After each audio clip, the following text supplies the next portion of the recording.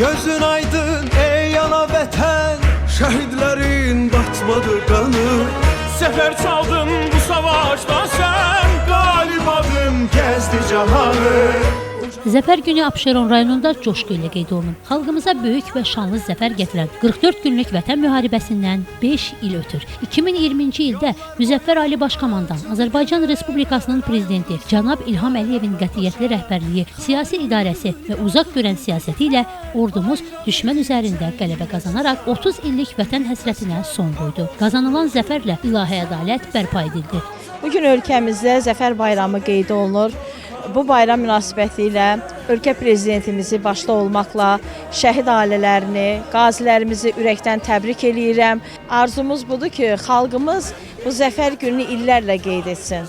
Suverenliyimiz və ərazi bütövlüyümüz tam təmin olundu. Azərbaycan xalqının tarixinə qızıl hərflərlə yazılmış şanlı bayramımız Zəfər günü Abşeron rayonunda da böyük iftixar və qürur hissi ilə qeyd olunub. Qələbənin 5-ci il dönümündə Abşeron rayon İcra Hakimiyyətinin başçısı Abdin Fərzəliyev, Milli Məclisin deputatları Nigar Məmmədova və Rizvan Nəbiyev, rayonun hüquq mühafizə orqanları, idarə və təşkilat rəhbərləri, şəhid ailələri və vətən müharibəsi iştirakçıları rayon ictimaiyyəti iştirak edib. Şəhid ailələri, şəhid övladları ilə birlikdə Ulu Öndər Heydər Əliyevin Xırdalan şəhərində ucaldılmış abidəsi ziyarət edilib. Gül dəstələri qoyularaq xatirəsi ehtiramla yad edilib. Daha sonra şəhid ailələri, şəhid övladları və qazilərlə birlikdə rayon ictimaiyyəti tərəfindən Zəfər günü ilə əlaqədar Xırdalan şəhərində Ulu Öndərin adını daşıyan parkda Respublikamızın tanınmış incəsənət xadimlərinin iştirakı ilə təntənəli konsert proqramı təşkil olunub. Konsert proqramı sakinlər tərəfindən böyük coşqu ilə qarşılanıb. Azərbaycan döyünən bir ürəkdir. Azərbaycan dünyanın bir zəfəridir, qələbəsidir.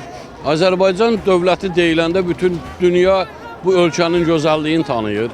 Azərbaycan o qədər irəli getmiş bir ölkədir ki, dünya bugün Azərbaycanın atdığı addımlarla Azərbaycanın siyasi arenasını bəyənir. Eşq olsun böyük ölkəmizə, eşq olsun xalqımıza, döyünən ürəyi olan ordumuza eşq olsun. Allah şəhidlərimizə rəhmət eləsin, qazilərimizə can sağlığı versin. Azərbaycan hər zaman yüksəkdə olsun, necə ki yüksəkdədir. Ali Başkomandan Allah qorusun. Deyirəm, qoy prezidentimiz hər zaman xalqımızın önündə bu xalqı, bu milləti, bu dövləti dünya arenasında təmsil eləsin. Mən də Azərbaycan xalqını bu Zəfər bayramı münasibətilə təbrik edirəm. Zəfəri bizə bəxş edən Azərbaycan ordusunun bu günlərim bu bayram münasibətilə təbrik edirəm. Allah prezidentimizə can sağlığı versin, Cənab Ali Başkomandanımıza. Onun sayəsində və bizim sayəmizdə Qarabağ azad olundu. Xalqımız şadlığa qovuşdu. Allah şəhidlərimizə rəhmət eləsin. Onların axılan qan damcılarının nəticəsi budur. Allah gələcəkdə dövlətimizə, millətimizə müharibə nəsib eləməsin. Mən çox qürur duyuram bu cür oğlanlarla. Öncəliklə şəhidlərimizin ruhu şad olsun. Onların ruhu qarşısında baş əyirəm. Qazilərimizə, veteranlarımıza Allah can sağlığı versin.